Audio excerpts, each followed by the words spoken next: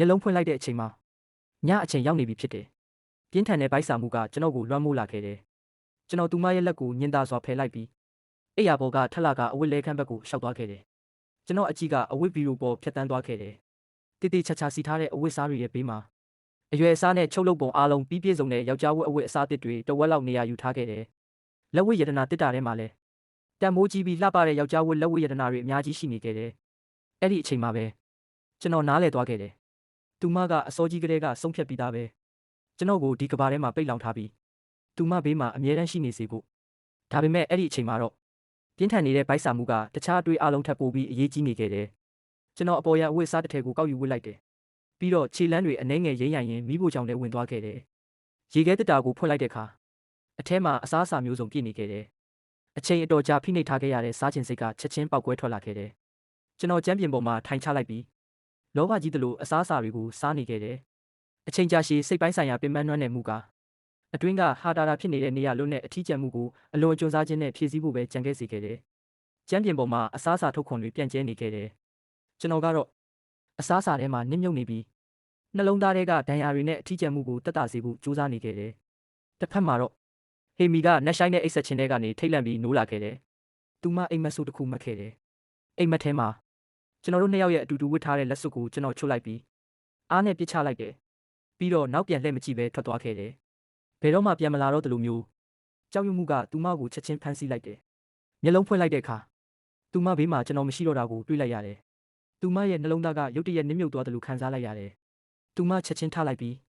မှောင်မိုက်တဲ့အလင်းရောင်အောက်မှာကျွန်တော်ကိုရှာဖွေဖို့ထွက်လာခဲ့တယ်။သူမမီးဖိုချောင်ထဲကိုရောက်လာတဲ့အခါမြင်လိုက်ရတဲ့မြင်ကွင်းကြောင့်ခဏတာရပ်တန့်သွားခဲ့တယ်။ကျွန်တော်ကအေးဆက်တဲ့ကျမ်းပြင်ပေါ်မှာတယောက်တည်းထိုင်နေခဲ့တယ်။ဘေးပတ်ဝန်းကျင်မှာတော့အစားအစာအကျွင်းအကြံတွေပြန့်ကျဲနေခဲ့တယ်။ကျွန်တော်ကမုံတွေကိုလက်ထဲကင်ပြီးအလင်းမြန်စားနေခဲ့တယ်။အဲ့ဒီပုံစံကတနာစရာကောင်းပြီးအထီးကျန်နေတယ်လို့ဖြစ်နေခဲ့တယ်။ဟေမီကခဏတာရက်ကြည့်နေခဲ့တယ်။ဖွင့်ထားတဲ့ရေခဲတစ်တာနဲ့ရှုပ်ပွားနေတဲ့ကျမ်းပြင်ကိုမြင်လိုက်ရတော့သူမရဲ့နှလုံးသားထဲမှာနာကျင်မှုတစ်ခုပြင်းပြင်းထန်ထန်ဖြစ်ပေါ်လာခဲ့တယ်။ဂျေဆန်ကဘာလို့ဒီလောက်အများကြီးတခါတည်းစားနေတာလဲ။အဲ့ဒီအချိန်မှာပဲကျွန်တော်နဲ့ဟေမီတို့ရဲ့မျက်လုံးတွေရုတ်တရက်ဆုံသွားခဲ့တယ်။ကျွန်တော်နှလုံးသားကတင်းကျပ်သွားခဲ့တယ်။သူမကတိတ်တိတ်လေးကျွန်တော်ကိုကြည့်နေခဲ့တယ်။ပြီးတော့ကျမ်းပြင်ပေါ်ပြန့်ကျဲနေတဲ့အစားအစာထုတ်ခွန်တွေဖွင့်ထားတဲ့ရေခဲတစ်တာကိုကြည့်လိုက်တယ်။ဂျေဆန်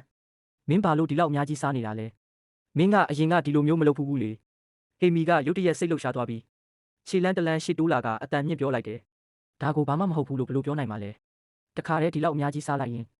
ကျမတောင်စိတ်ပူရမှာပေါ့။ကျွန်တော်သူမစကားတွေကိုလစ်လူရှုလိုက်တယ်။အတွင်းကထိတ်လန့်မှုနဲ့ရှက်ရွံ့မှုကိုအတင်းဖိနှိပ်ထားလိုက်တယ်။လက်ထဲကကိတ်မုံကိုချလိုက်ပြီ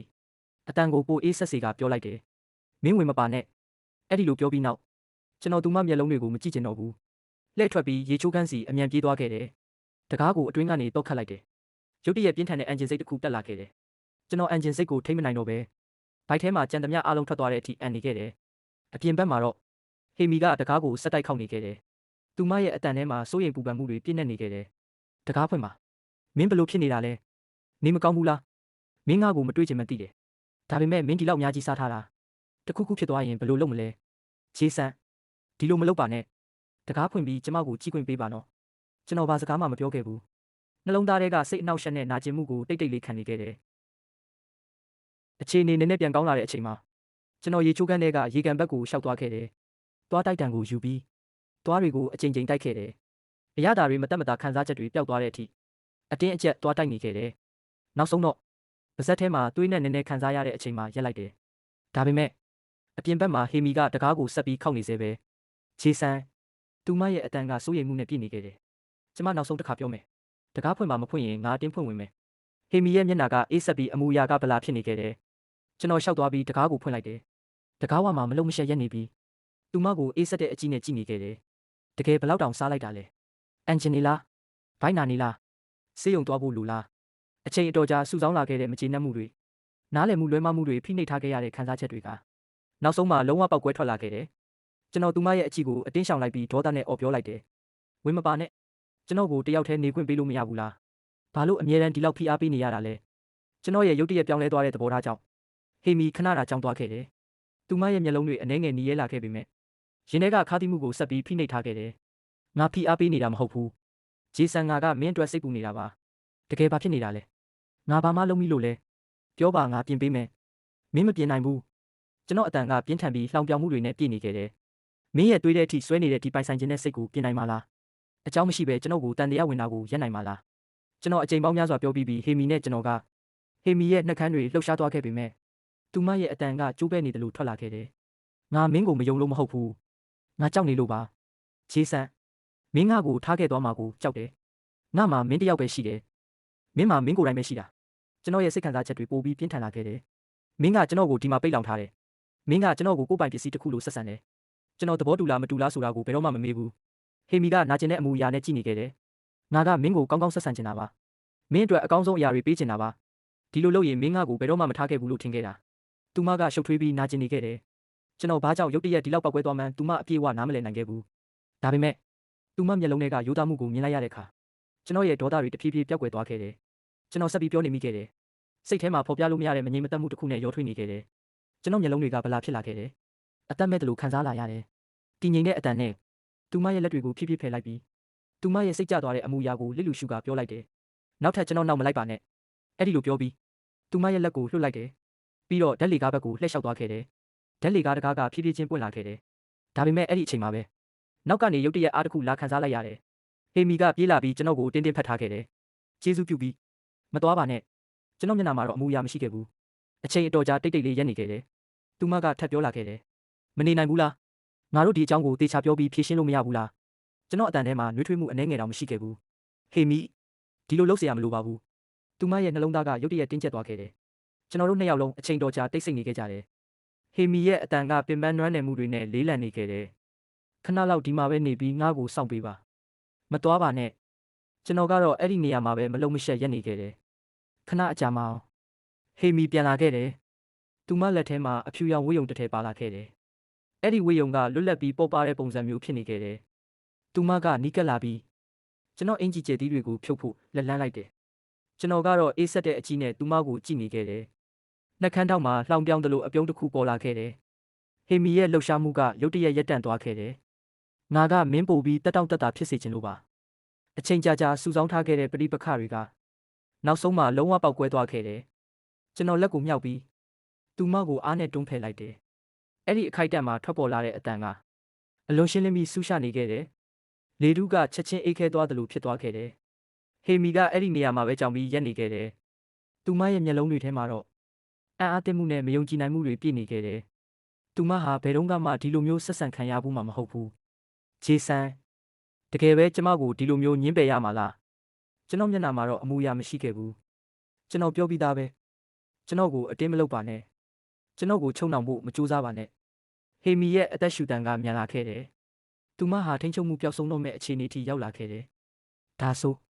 မင်းငါကိုဒီလိုမတွန်းထုတ်တော့အောင်ငါဘာလုပ်ရမှာလဲမင်းဘာလုပ်လို့အရေးမကြီးဘူးကျွန်တော်ဒီလိုကန့်သက်ထားခံရတဲ့ဆက်ဆံရေးကိုမခံနိုင်ဘူးမင်းရဲ့စီးမြင်တွေထိန်းချုပ်မှုတွေကိုလည်းမခံနိုင်ဘူးဟေမီရဲ့နှလုံးသားကနာကျင်သွားခဲ့တယ်သူမကခြေလန်းတလန်းရှိတိုးလာပြီးခေါင်းကိုမော့ကာခေါင်းမာမှုနဲ့ဝမ်းနည်းမှုတို့ရောနှောနေတဲ့အတိုင်းကျွန်တော်နှုတ်ခမ်းကိုဖင်နှမ်းလိုက်တယ်ကျွန်တော်ကတော့လိုက်ရောမပေးခဲ့ဘူးအားနဲ့ပြန်တွန်းဖယ်လိုက်တယ်ခဏအကြာမှသူမရဲ့ကာကွယ်ထားတဲ့စိတ်ကရောကျသွားခဲ့တယ်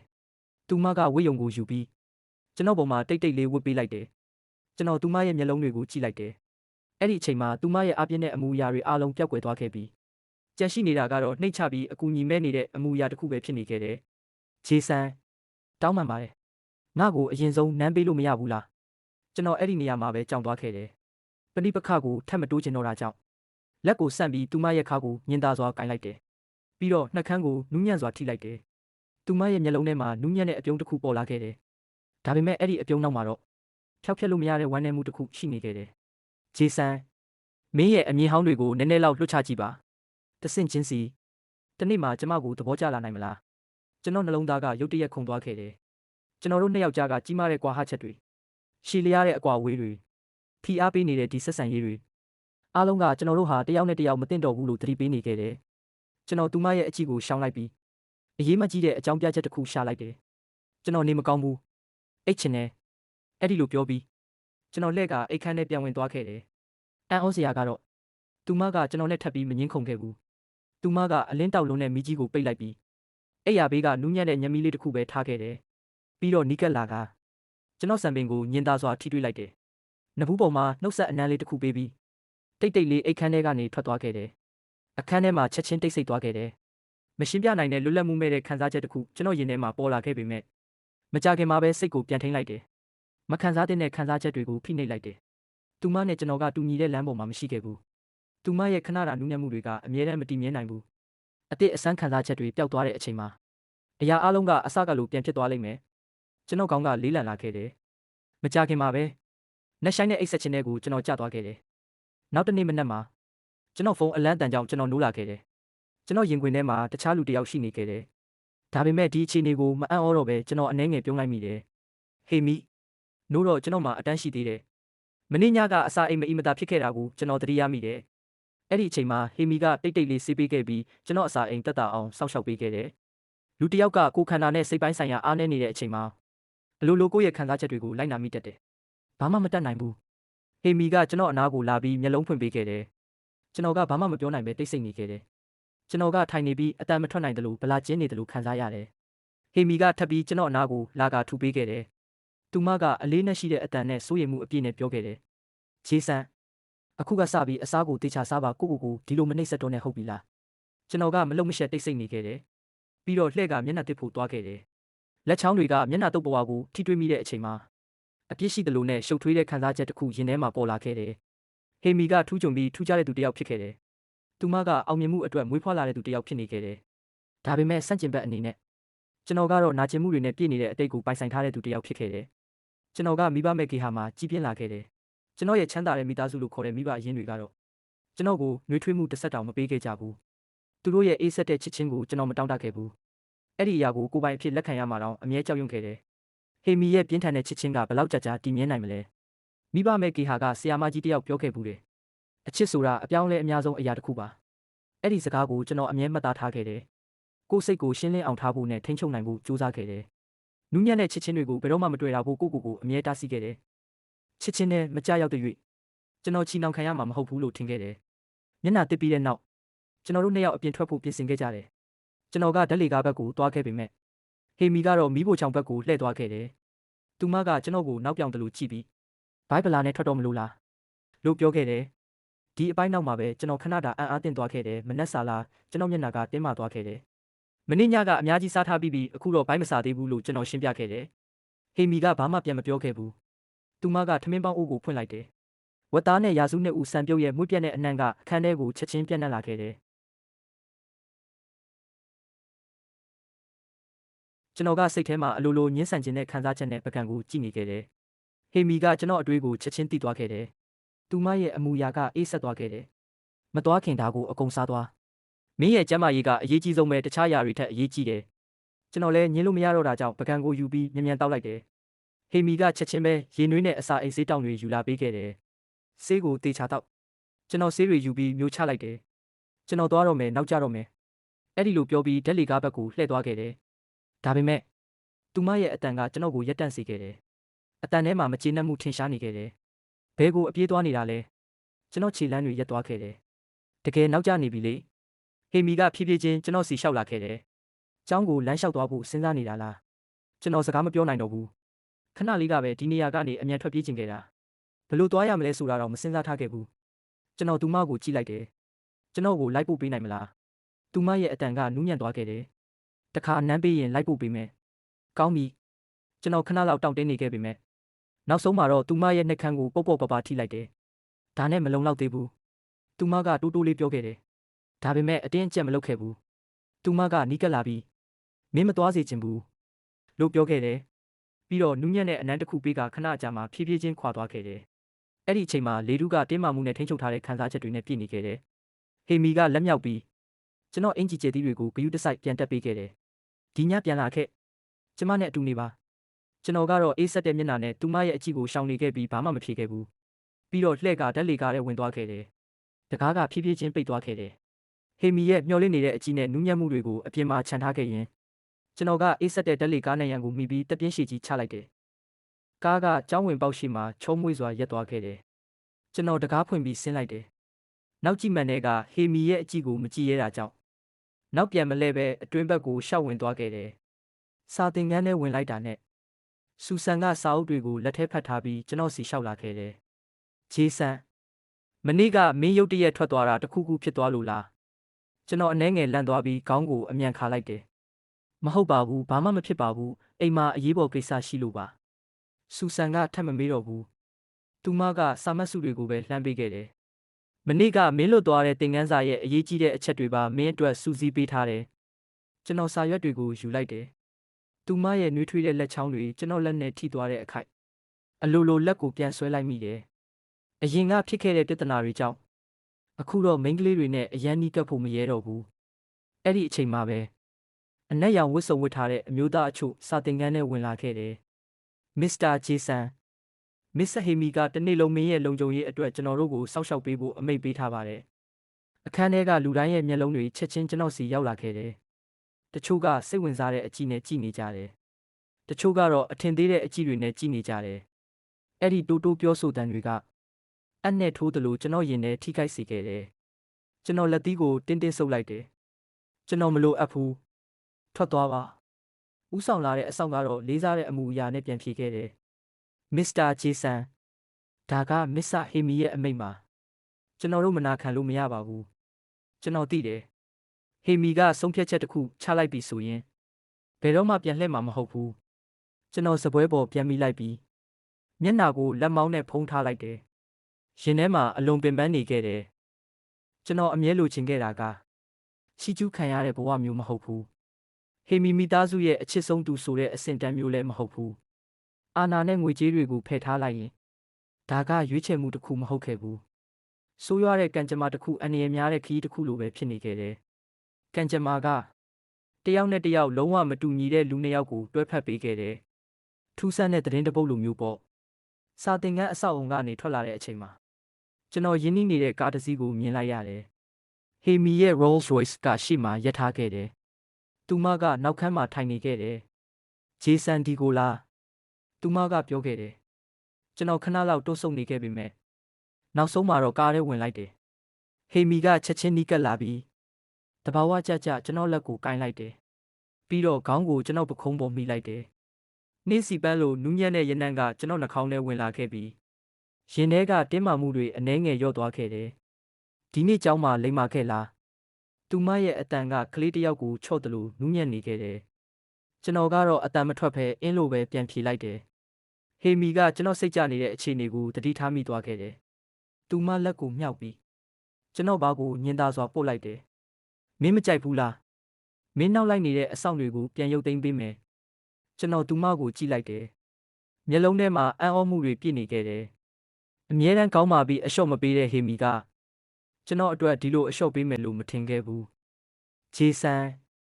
အရင်ကကျမအရန်ကောင်းပါခဲ့တာသိပါတယ်မင်းရဲ့ခံစားချက်တွေကိုမစင်စားပဲမင်းကိုကိုယ်ဘေးမှာခြိထားခြင်းခဲ့တယ်မင်းထွက်သွားမှာကိုကြောက်ခဲ့တယ်လေထဲပျောက်သွားသလိုမင်းပျောက်သွားမှာကိုကြောက်ခဲ့တယ်ဟေမီမိသားစုမှာကြီးပြင်းလာတဲ့အချိန်ကတည်းကလှည့်စားမှုတွေနဲ့တစ္ဆာဖောက်မှုတွေကိုကျင့်သားရနေခဲ့တယ်ဒါပေမဲ့မင်းလိုမျိုးငါအတွက်အရာအလုံးပေးပြီးကာကွယ်ခြင်းစေတဲ့သူတယောက်မှမရှိခဲ့ဘူးကျမပြောင်းလဲနိုင်ပါတယ်ဒီပိုင်ဆိုင်ခြင်းနဲ့စိတ်ကိုလည်းပြောင်းမယ်ဒီတန်တရားတွေကိုလည်းပြောင်းမယ်မင်းငါကိုမငင်းပယ်တဲ့၍သူမရဲ့မျက်လုံးထဲကနူးညံ့ပြီးအားနည်းနေတဲ့အရေးကိုမြင်လိုက်ရတဲ့အခါကျွန်တော်ရင်ထဲနူးညံ့သွားခဲ့တယ်အတိတ်ကခုခံမှုတွေငင်းပယ်မှုတွေကအဲ့ဒီအခိုက်အတန့်မှာတဖြည်းဖြည်းပျောက်ကွယ်လာခဲ့တယ်ကားကဟေမီမိသားစုရဲ့အိမ်ကြီးရှိကိုရောက်လာခဲ့တယ်အဆောက်အအုံထဲဝင်လိုက်တာနဲ့ငိုတန်တွေအော်ဟစ်တန်တွေကချက်ချင်းကြားလာခဲ့တယ်အခန်းလယ်မှာဖီနာနဲ့အလီနာတို့နှစ်ယောက်ဒူးထောက်နေခဲ့ကြတယ်ဟေမီရဲ့အဖိုးဖြစ်သူကမျက်နှာတင်းမာနေပြီးခမ်းမအလယ်မှာရပ်နေခဲ့တယ်အလီနာရဲ့မိဘတွေကတော့တစ်ဖက်မှာရပ်နေခဲ့ကြတယ်ကျွန်တော်ချက်ချင်းနားလဲသွားခဲ့တယ်ဟေမီကအရင်ကကြံနေခဲ့တဲ့အကြွေးတွေကိုရှင်းတော့မယ်ဆိုတာဟေမီကကျွန်တော်လက်ကိုကင်ပြီးအခန်းအလယ်ကိုရှောက်သွားခဲ့တယ်သူမရဲ့အေးဆက်တဲ့အရှိန်ဝါကချက်ချင်းပဲနေရာတစ်ခုလုံးကိုဖုံးလွှမ်းသွားခဲ့တယ်ဖီနာမင်းကဂျေဆန်ကိုစိတ်ခတ်ခဲ့တယ်အလီနာနဲ့ပူးပေါင်းပြီးထောင်ချောက်ဆင်ခဲ့တယ်ပြီးတော့သူ့ကိုကိုရီးယားမြောက်ပိုင်းကိုပို့ဖို့တောင်စီစဉ်ခဲ့တယ်ဒီအကြွေးကိုမင်းပေးဆက်ရမယ်ဟေမီရဲ့အတန်ကရေခဲလိုအေးဆက်နေခဲ့တယ်နှွေးထွေးမှုအနှဲငယ်တောင်မရှိခဲ့ဘူးအတော်ကျွန်တော်မှားသွားပါတယ်နောက်တစ်ခါမလုပ်တော့ပါဘူးကျေးဇူးပြုပြီးခွင့်လွှတ်ပေးပါဖီနာကကြောက်ရွံ့နေတဲ့အတန်နဲ့တောင်းပန်ခဲ့တယ်အလီနာလည်းမျက်နှာဖြူဖြော့နေခဲ့တယ်မစ္စဟေမီကျွန်တော်ဖီနာရဲ့လှည့်စားမှုကိုခံလိုက်ရတာပါကျေးဇူးပြုပြီးလွှတ်ပေးပါဟေမီကတော့ပေါ်ပါတဲ့အပြုံးသေးသေးလေးတစ်ခုပြုံးလိုက်တယ်မင်းတို့ကငါရဲ့အရာရာကိုထိခဲ့တယ် ဒါဆိုအဲ့ဒီအတွက်တန်ဖိုးပေးရမယ်ဟေမီရဲ့အတန်ကခိုင်မာနေခဲ့တယ်အဖိုးဖီနာရဲ့အကျင့်စာရိတ္တကပျက်စီးနေပြီသူကဟေမီမိသားစုဝင်ဖြစ်ဖို့မထိုက်တန်တော့ဘူးမိသားစုကနေထုတ်ပယ်လိုက်ပါပြီးတော့ဟေမီအိမ်ကြီးတဲကိုဘယ်တော့မှဝင်ခွင့်မပေးပါနဲ့ပြီးတော့အဲလီနာကဂျေဆန်ကိုထောင်ချောက်ဆင်ခဲ့တယ်သူ့ရဲ့အစင်တန်အားလုံးကိုဖယ်ရှားလိုက်ပါအဲလီနာမိသားစုရဲ့အရှိတောင်အာရှကပိုင်ဆိုင်မှုအားလုံးကိုသိမ်းယူပါအားလုံးပြန်ယူပါအဲလီနာရဲ့မိဘတွေကပါဆက်ဖွင့်ပြီးတခုခုပြောချင်ခဲ့ပေမဲ့ဟေမီရှိမှတော့လုံးဝမဆန့်ကျင်ရဲခဲ့ကြဘူးဖီနာနဲ့အဲလီနာတို့ကိုအခြေအနေဆိုးဆိုးနဲ့ဆွဲခေါ်သွားတာကိုမြင်ရပေမဲ့ကျွန်တော်ရင်ထဲမှာဝမ်းသာမှုမရှိခဲ့ဘူးခံစားရတာကတော့စိတ်သက်သာရာရသွားတဲ့ခံစားချက်တစ်ခုပဲဖြစ်ခဲ့တယ်နောက်ဆုံးတော့မကောင်းတဲ့သူတွေကသူတို့ရဲ့ထိုက်တန်တဲ့အပြစ်ဒဏ်ကိုရရှိသွားခဲ့ကြတယ်အရာအလုံးကိုဖြည့်ရှင်းပြီးတဲ့နောက်ဟေမီကကျွန်တော်လက်ကိုကင်ပြီး10နှစ်ထက်ကအခန်းကိုပြန်လာခဲ့ကြတယ်ဒီတစ်ချိန်မှာတော့သူမကအရင်လိုအတင်းအကျပ်မနီးကပ်လာတော့ဘူးသူမကကျွန်တော်ဘေးမှာပဲတိတ်တိတ်လေးထိုင်နေခဲ့တယ်ဂျေဆန်ဒီကနေစပြီးဘသူမှမင်းကိုထပ်ပြီးမနှောက်ယှက်တော့ဘူးကျွန်တော်သူမကိုကြည့်လိုက်တယ်သူမကအဲ့ဒီနေရာမှာထိုင်နေပြီးမထွက်သွားချင်ဘူးဆိုတဲ့အကြည့်နဲ့ကျွန်တော်ကိုပြောနေတယ်လို့ခံစားရတယ်ကျွန်တော်ခန္ဓာကိုယ်ထဲကတင်းမာမှုတွေတဖြည်းဖြည်းလျော့ကျလာခဲ့တယ်နောက်ဆုံးတော့ငြိမ်သက်မှုတစ်ခုကိုခံစားလာရတယ်အခုချိန်မှာဟေမီမိသားစုရဲ့တူးလေးသောစက္ကန့်သူဖြစ်နေခဲ့ပြီးအမြင့်ဆုံးနေရာမှာရက်နေတဲ့သူတယောက်ပေါ့အဲ့ဒီညမှာကျွန်တော်တို့နှစ်ယောက်တယောက်ကိုတယောက်ဖတ်ထားရင်အိပ်ပျော်သွားခဲ့ကြတယ်သူမရဲ့အသက်ရှူတန်ကကျွန်တော်လက်ပင်ပေးမှာနှွေးထွေးစွာခံစားရတယ်စိတ်ချမ်းသာစေတဲ့နှွေးထွေးမှုတစ်ခုလိုပဲအဲ့ဒီညမှာပထမဆုံးအကြိမ်ဖြစ်နက်နက်ရှိုင်းရှိုင်းအိပ်ပျော်ခဲ့တယ်အိမ်မက်ဆိုးတွေမရှိခဲ့ဘူးစိုးရိမ်ပူပန်မှုတွေလည်းမရှိခဲ့ဘူးကြံခဲ့တာကတော့လုံခြုံမှုအပြည့်ရှိတဲ့ခံစားချက်တစ်ခုပဲဖြစ်ခဲ့တယ်နောက်တစ်နေ့မနက်မှာကျမ်းပြင်ကနေမျက်နှာချက်ထိရှိတဲ့တရင်ပေါက်ကြီးတွေကနေနေရောင်ကြီးတွေဝင်ရောက်လာခဲ့တယ်အလင်းရောင်တွေကကျွန်တော်တို့နှစ်ယောက်ပေါ်ကိုကြားရောက်နေခဲ့တယ်ဟေမီကမျက်လုံးဖွင့်ပြီးကျွန်တော်ကိုကြည့်နေခဲ့တယ်သူမရဲ့အကြည့်ထဲမှာနူးညံ့မှုတွေပြည့်နေခဲ့တယ်ပြီးတော့သူမကကျွန်တော်ကိုတစ်တော်ပင်ပန်းတွေပွင့်နေတဲ့နေရာတစ်ခုကိုခေါ်သွားခဲ့တယ်အဲ့ဒီနေရာကကျွန်တော်တို့ပထမဆုံးတွေ့ခဲ့တဲ့နေရာပဲဖြစ်ခဲ့တယ်အဲ့ဒီအချိန်တုန်းကကျွန်တော်ကဒီနေရာမှာစာအုပ်ဖတ်နေခဲ့တယ်ရိုးရိုးရှင်းရှင်းအဝတ်စားတွေနဲ့ပေါ့ဟေမီကတော့အဝေးကနေကျွန်တော်ကိုအချိန်ကြာကြီးကြည့်နေခဲ့တယ်အခုတော့ကျွန်တော်တို့နှစ်ယောက်ကတစ်တော်ပင်ပန်းတွေအောက်မှာဘေးချင်းရှင်ပြီးရက်နေခဲ့ကြတယ်ဂျေဆန်လွန်ခဲ့တဲ့2 လကဒီနေရာမှာမင်းကိုပထမဆုံးမြင်ခဲ့တယ်အဲ့ဒီအချိန်ကလေးကမင်းကိုချစ်မိသွားခဲ့တယ်ဟေမီကသူမအိတ်ထဲကငွေရောင်လက်စွပ်နှစ်ကွင်းကိုထုတ်လိုက်တယ်သူမကလက်စွပ်တစ်ကွင်းကိုဖြင်းညင်းစွာယူပြီးကျွန်တော်လက်သူကျွဲမှာနူးညံ့စွာဝှက်ပေးလိုက်တယ်အဲ့ဒီအချိန်မှာကျွန်တော်ရင်ထဲမှာထူးဆန်းတဲ့ခံစားချက်တစ်ခုပေါ်လာခဲ့တယ်လွန်ခဲ့တဲ့အချိန်တွေကိုပြန်စဉ်းစားမိတယ်အစပိုင်းမှာကျွန်တော်ကသူမရဲ့ချစ်ချင်းကိုလက်မခံနိုင်ခဲ့ဘူးသူမရဲ့ပိုင်ဆိုင်ခြင်းနဲ့စိတ်နဲ့ထိန်းချုပ်မှုတွေကိုကြောက်ရွံ့ခဲ့တယ်ဒါပေမဲ့အခုချိန်မှာတော့ကျွန်တော်နားလည်လာခဲ့တယ်ဟေမီရဲ့ချစ်ချင်းကပြည့်စုံမနေခဲ့ပေမဲ့သူမကတကယ်ပဲကျွန်တော်အတွက်ပြောင်းလဲဖို့ကြိုးစားခဲ့တယ်ကျွန်တော်လည်းလက်ထဲကကျန်တဲ့လက်စွပ်ကိုယူလိုက်ပြီးဟေမီရဲ့လက်သူကျွဲမှာဖြည်းဖြည်းချင်းဝှက်ပေးလိုက်တယ်ပြီးတော့ခေါင်းကိုနည်းနည်းငုံပြီးသူမရဲ့နှုတ်ခမ်းကိုနူးညံ့စွာနမ်းလိုက်တယ်အဲ့ဒီအချိန်မှာကျွန်တော်တို့နှစ်ယောက်ကြားကအကွာအဝေးတွေနားလည်မှုလွဲမှားမှုတွေနာကျင်မှုတွေဟာတဖြည်းဖြည်းပျောက်ကွယ်သွားတယ်လို့ခံစားရတယ်နေ့ရက်တွေကုန်ဆုံးလာခဲ့တယ်ဟေမီကတကယ်ပဲသူမရဲ့ခေါင်းမာမှုနဲ့တန်တရားတွေကိုပြောင်းလဲခဲ့တယ်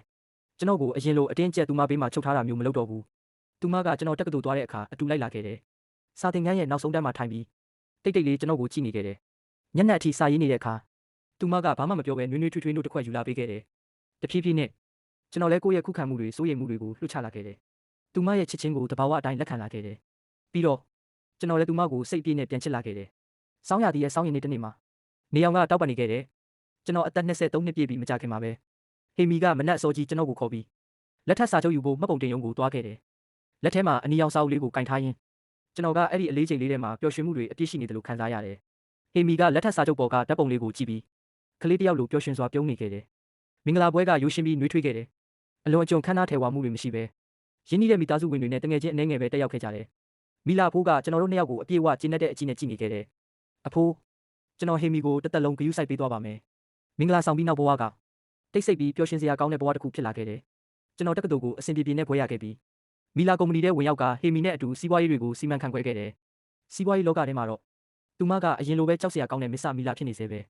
ဒါပေမဲ့ကျွန်တော်ရှိမှသာသူမရဲ့နူးညံ့ပြီးချစ်ခင်တတ်တဲ့ဘက်ကိုပြသခဲ့တယ်ကျွန်တော်လည်းအရင်ကလိုမိဘမဲ့ကလေးတယောက်အဖြစ်ကြီးပြင်းလာပြီးကိုကိုမယုံကြည်နိုင်တဲ့ထိခိုက်လွယ်တဲ့လူငယ်တယောက်မဟုတ်တော့ဘူးဘာကြောင့်လဲဆိုတော့ဟေမီကြောင့်ကျွန်တော်မှာအိတ်တစ်ခုရှိလာခဲ့တယ်ချစ်ချင်းမြတ်တာတစ်ခုရှိလာခဲ့တယ်တစ်သက်လုံးကာကွယ်ပေးခြင်းတဲ့သူတယောက်လည်းရှိလာခဲ့တယ်ဟေမီနဲ့ကျွန်တော်ဟာအခက်အခဲတွေအားလုံးကိုဖျက်ချော်ပြီးနောက်ဆုံးမှာတသက်တာအတွက်အတူတူရှိသွားခဲ့ကြတယ်နေဝင်ချိန်တစ်ခုမှာကျမ်းပြင်ကနေမျက်နှာချက်ထိရှိတဲ့သတင်းပေါက်ကြီးပေးမှာ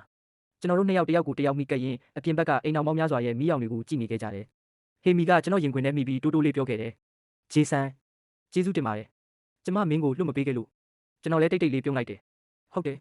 ကျေးဇူးတင်ပါတယ်ကျွန်တော်တို့တယောက်ကိုတယောက်မဆုံးရှုံးခဲ့လို့